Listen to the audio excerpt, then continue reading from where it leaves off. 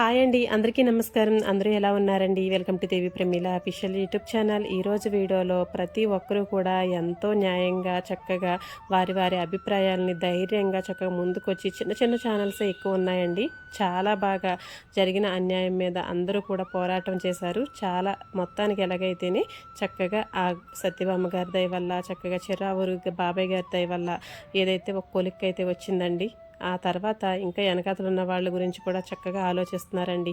నాకైతే చాలా బాగా నచ్చింది. అయితే నేను ముందుకు వచ్చి చెప్పడానికి ఇంత సమయం ఎందుకు తీసుకున్నానంటే కనుక, నాకు తెలిసిన మిడిమిడి జ్ఞానంతో నేనేదో తెలియక తెలిసి చెప్పిన మాటలతో ఎవరినైనా బాధ పెడతానేమో అన్న బాధతో నేను ఇంకా ఇన్ని రోజులు కూడా చూశానండి. చూస్తే నాకు పర్వాలేదు, మనం కూడా గొంతెత్తి చెప్పచ్చు. ఎందుకంటే చిన్న ఛానల్ అండి, ఎక్కువ మంది కూడా లేరు. అందులోనూ నేను నాకు తెలిసిన కొంచెం ఆ జ్ఞానాన్ని మీతో పంచుకోవడానికి ధైర్యం సరిపోలేదండి. అయితే ఇప్పుడైతే నేను ముందుకు వచ్చాను. ఇక సరే, అందరితో పాటు నేను కూడా ఒక సమిధన అవుతాను అనుకున్నానండి. అలాగే ఇప్పుడు ఏంటంటే మా ఊరేనండి, ఆవిడ ఊరు కూడా మా ఊరే.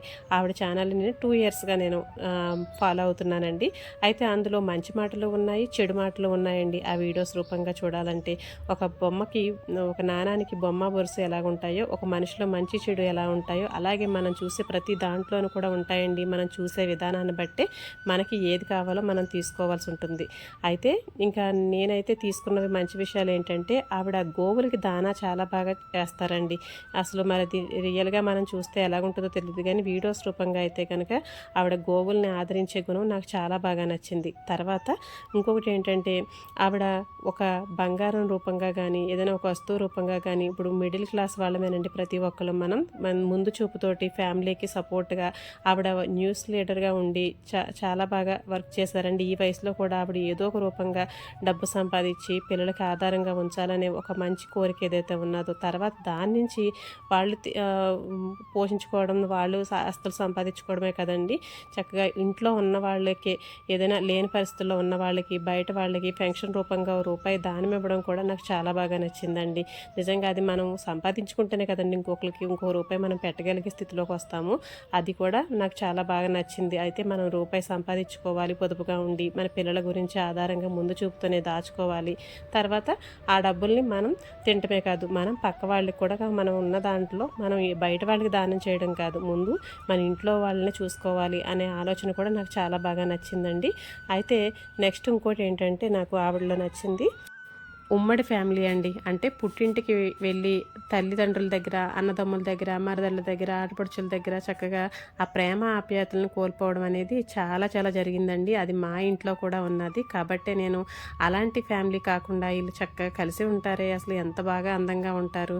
ఏదైనా చిన్న చిన్నవి ఉంటాయండి, లేకుండా ఉండవు. పైకి కనిపించినంత సంతోషంగా ఎవరు ఉండరండి. లోపల ఉండే మదన అనేది ఎవరికి తెలియదు, అది బయట పెట్టుకోలేం కూడాను. అయినా సరే సమయం సందర్భం వచ్చినప్పుడు చక్కగా చెప్పుకోవడం, మాట్లాడుకోవడం, ఏదో ఉన్నంతలో పెట్టుపోతలు పెట్టుకోవడం చేయడం, ఇవన్నీ కూడా ఏంటంటే నాకు చాలా బాగా నచ్చినాయండి. ఇంకా నచ్చని విషయాలు అయితే కనుక షాపింగ్ అండి. ఆ షాపింగ్ అంటే నాకు అసలు మెయిన్ ఇంట్రెస్ట్ ఉండదు. అందులోనూ నేను స్టిచ్చింగ్ చేసుకొని ఇంట్లోనే ఏదో సింపుల్గా చేసుకునే సంసారం అండి మాది. అయితే ఆ షాపింగ్లు అనేవి అయితే నాకు అసలు ఇంట్రెస్ట్ ఉండదు. అవి అయితే స్కిప్ చేసేసేదాన్ని, అస్సలు చూసేదాన్ని కాదు.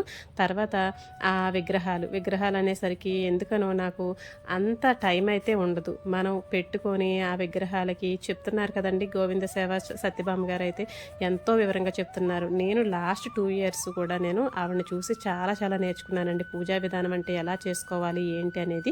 నేను ఈ మధ్యనే చిరావూరు బాబాయ్ గారిని అయితే చూస్తున్నానండి. అయితే ఆయన ఎంత అంటే ముక్కుసూటిగా, అసలు మనకి దెబ్బ తగిలినా పర్వాలేదు, ఇదే కరెక్ట్ అని చెప్పే ఒక మంచి ఒక ఇంట్లో నిజంగా ఒక బంధువేనండి. అది మనం గురువు గారు అనేది కాదండి, నిజంగా ఒక బంధువే. ఒక బంధువులాగే చెప్తారండి ఆయన. అలాంటి ఆయన్ని కూడా నేను ఫాలో అవుతున్నాను. నిజంగా చాలా నేర్చుకున్నానండి వాళ్ళని వీళ్ళని చూసి. అయితే మనం ప్రతిదీ కూడాను ఓన్ చేసేసుకోకూడదండి. మన ఇంట్లో పరిస్థితులను బట్టి కూడా మనం వెళ్ళాలి. అందులోనూ మన పెద్దవాళ్ళు మనస్తత్వాలు ఎలా ఉంటాయో, మన ఇంట్లో మగవాళ్ళ పరిస్థితులు ఎలా ఉంటాయో ఏంటో, ఇవన్నీ కూడా గమనించుకుంటూ మనం ముందుకు వెళ్ళాలండి. ఎన్నో వస్తున్నాయండి. ఇవాళ రేపు ఫోన్ ఆన్ చేస్తే అసలు ఎన్నో వస్తున్నాయి. అన్నీ మనం ఓన్ చేసేసుకుంటే ఎలా చెప్పండి? కాబట్టి మనం ఉన్న పరిస్థితిని బట్టి అవి మంచా చెడా మనకు ఎంతవరకు వర్కౌట్ అవుతాయి, మనం చేస్తే రేపొద్దున ఇవాళ ఉన్న వాళ్ళము రేపొద్దున సడన్గా మారిపోతే అది పక్క వాళ్ళు స్వీకరిస్తారా లేదా, అది ఎన్నాళ్ళు నడుస్తుంది అనేది కూడా మనం ఆలోచించుకోవాలండి. కాబట్టి అందులోనూ ఆవిడ దాన ధర్మాలు చేయడంలో బాగానే చూపిస్తారండి మనకైతే వీడియోస్ రూపంగా.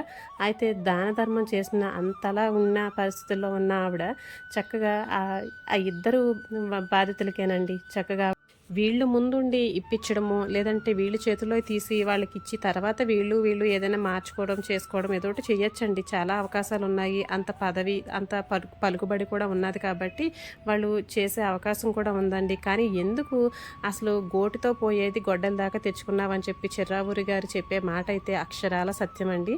నిజంగా ఆయన ఏడుస్తుంటే మాత్రం ఎవరికండి ఈ రోజుల్లో మగవాళ్ళకి, మనం లేడీస్ ఉత్తనే బాధపడిపోతాం, సెన్సిటివ్గా కళ్ళంట నీళ్ళు వచ్చేస్తాయి. కానీ ఎవరో తెలియని వ్యక్తి కోసం ఆ దెబ్బలు చూసి ఆ వీడియోస్ చూసి ఆయన అంత పెద్ద ఆయన కళ్ళంట నీళ్ళు తెచ్చుకొని అలా ఏడుస్తుంటే నాకైతే చాలా ఆగ్రహం వచ్చిందండి. నిజంగా నాకు అప్పటికప్పుడే వీడియో చేసేయాలనిపించింది. కానీ ఇంట్లో వాళ్ళని మనం కూడా సమర్థించాలి కదండి. ఇలాంటి సోషల్ మీడియాలో మనం ఏదైనా చెయ్యాలనుకున్నా చెప్పాలనుకున్నా మనం కూడా చిన్నవాళ్ళమే, ఏదైనా ఆవేశంతో చెప్పేసి మాట్లాడేయడం కాదు కదండి. కొంచెం మనం కూడా దాని మీద అవగాహన తెచ్చుకొని కొంచెం మనం చేస్తే బాగుంటుంది కదా అని చెప్పేసి నేను లేట్గా చేశాను కానండి వీడియో. అసలు నాకైతే మీరందరినీ చూస్తుంటే నాకు చాలా చాలా హ్యాట్స్ ఆఫ్ అనిపించిందండి. మీ అందరి ధైర్యానికి కూడా శతకోటి నమస్కారాలండి. ప్రతి ఒక్క వీడియో నేను పూర్తిగా చూశాను, చాలా చాలా బాగా నచ్చినాయండి నాకు మీ మాటలు కానీ మీరు చెప్పే పద్ధతి కానీ. కాకపోతే ప్రతి మనిషిలోనూ మనకి ఉంటాయండి చెడు మంచి అన్ని విషయాలు ఉంటాయి. మనం ఒక్కొక్కసారి అంత తెలివైన వాళ్ళమైనా బుట్టలో పడిపోతూ ఉంటాము. ఆ ప్రమోషన్స్ విపరీతంగా చేయడం అంత చేయాల్సిన పనేమీ లేదండి. ఎందుకంటే ఓ మాస్తరుగా చక్కగా బాగానే ఉంది కదా పరిస్థితి. తర్వాత అవి చిన్న చిన్న వాళ్ళకి మనలాంటి చిన్న చిన్న సబ్స్క్రైబర్స్కి చక్కగా అవకాశం ఇవ్వచ్చు.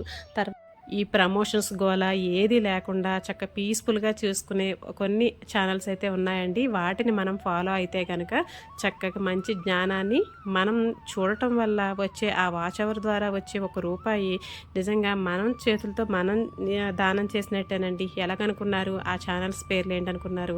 చక్కగా శ్రీదేవి చారిటీ ఛానల్ అండి. కంపల్సరీ రోజుకు ఒక వీడియో చూడండి. ఆవిడకి ఎంతో కొంత వాచ్ అవర్ ద్వారా మన ద్వారా వెళ్ళి ఆ రూపాయిని ఆవిడ ఎవరికి అందజేయాలో వాళ్ళకి ఆ పరిస్థితి మనం వెళ్ళలేనప్పుడు చక్కగా ఆవిడ ద్వారా మనం చూసినంత మాత్రం చేత చక్కగా సహాయం చేసిన వాళ్ళం అవుతామండి.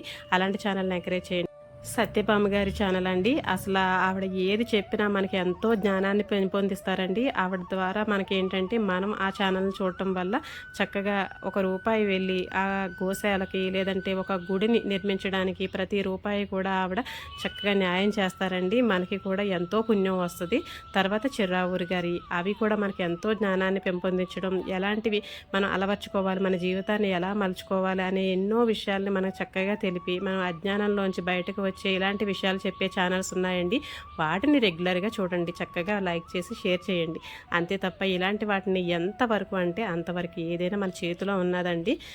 ఒక యూట్యూబర్గా ఒక మహిళగా నేను చెప్పదలుచుకున్నది ఏంటంటే చక్కగా సింపుల్గా చేసుకునే మన ఇంట్లో పనులతో పాటు ఒక చిన్న ఛానల్ని మనం అందరం కూడా స్టార్ట్ చేసుకున్నాము. వాటి ద్వారా మనం ఎక్కడో ఉన్న మారుమూలకి వెళ్ళిపోయే ఈ వీడియోస్ ద్వారా మన ద్వారా చేసే చేత కానీ మాట కానీ ఏదైనా సరే తప్పుగా వెళ్ళకూడదండి. అది మంచికే తప్ప చెడుకి మాత్రం దారి తీయకూడదు. కాబట్టి మనం అందరం కూడా చాలా జాగ్రత్తగా మాట్లాడదాం, చాలా జాగ్రత్తగా వీడియోస్ని అయితే అప్లోడ్ చేద్దాము. దాని నుంచి వచ్చిన కష్టపడిన కష్టం రూపంగా వచ్చిన రూపాయిని సద్వినియోగం చేసుకుందాం.